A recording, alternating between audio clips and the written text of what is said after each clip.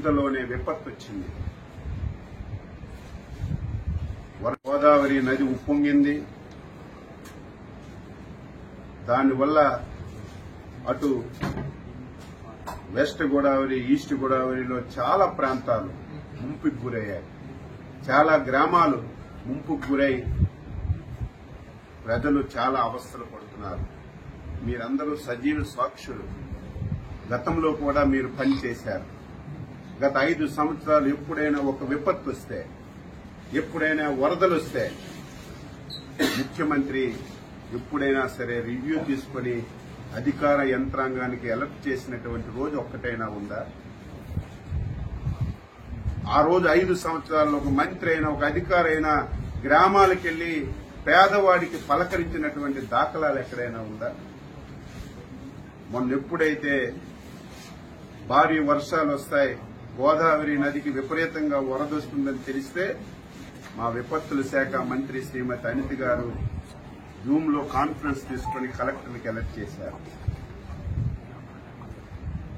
ఏవైతే ముంపు ప్రాంతాలున్నాయో, ముంపు మండలాలున్నాయో అధికార యంత్రాంగానికి అప్రమత్తం చేసి ఏ ఒక్క ప్రాణ నష్టం జరగకూడదు, వారందరికీ సురక్షిత ప్రాంతాలకి తరలించడమే కాదు, మీరు చూశారు గతంలో వరదొస్తే తరలించి వారికి బస్తాల్లాగా ఒక స్కూల్లోనో కొట్లోనో పెట్టేయడమే తప్ప ప్రభుత్వాలు చూడక ఆర్తనాదాలు విన్నాం.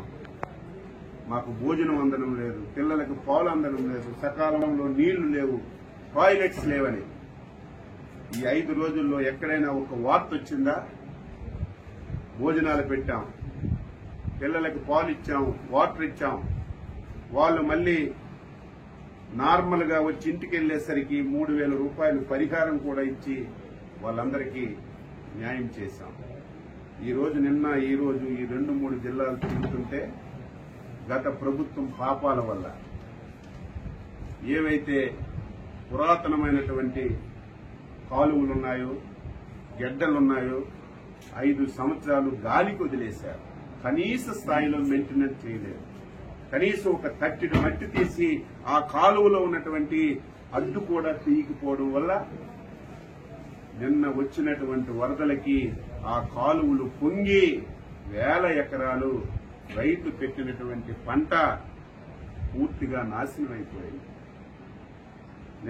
ఈ రోజు చంద్రబాబు నాయుడు గారు అసెంబ్లీలో ప్రకటించారు, మా మంత్రుల బృందానికి పంపిస్తున్నాం, నష్టపోయినటువంటి రైతాంగానికి పలకరించడమే కాకుండా ఎవరైతే పునరావాస కేంద్రాల్లో ఉన్నారో వాళ్ళ దగ్గరికి వెళ్లి వాళ్ళకి అన్ని సదుపాయాలు అందుతున్నాయో లేదో చూసి రైతాంగానికి ఏ విధంగా మనీ సహకారం ఇవ్వాలో అన్ని తెలుసుకుని నాకు చెప్పండి, నేను రైతుల పట్ల చాలా ఉదారంగా ఉన్నాను, అవసరమైతే ఒక పైసా ఎక్కువ ఇచ్చైనా రైతులు కష్టాలు తీర్చి వారు రుణం తీర్చుకుంటానని స్పష్టంగా ముఖ్యమంత్రి గారు చెప్పడం వల్ల మేము బృందాలుగా వచ్చి తిరిగాం.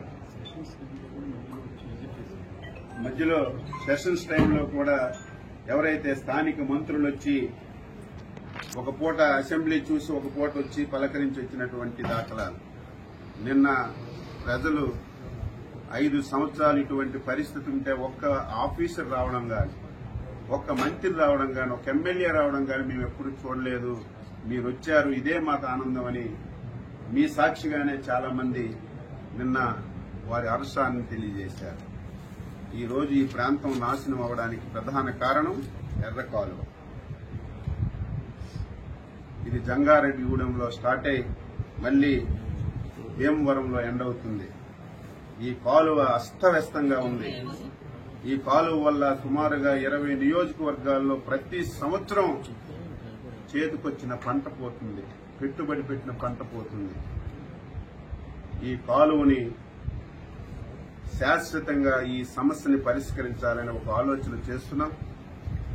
అందుకే జిల్లా యంత్రాంగానికి చెప్పాం, తాత్కాలికంగా ఏవైతే గుంతలు పడ్డాయో ఆ గుంతలన్నీ పూడ్చమని చెప్పి ఆదేశాలు ఇచ్చాం. టెంపరీగా రేపు డిసెంబర్కి మళ్లీ వ్యవసాయం పెట్టుకోవడానికి ఎక్కడైతే ఈ స్లూయసెస్ పోయాయో, తలుపులు పోయాయో దాని గురించి ఒక ఎస్టిమేషన్ చేయమని ఆదేశాలు ఇచ్చాం. మళ్లీ ఈ 2 జిల్లాల మంత్రులు ఎమ్మెల్యేలు అందరం కూర్చొని ఇరిగేషన్ అధికారులతో సమావేశం పెట్టి ఈ ఎర్ర కాలువకి శాశ్వత పరిష్కారం కింద మోడరైజేషన్ చేయడానికి ఎంత డబ్బైనా సరే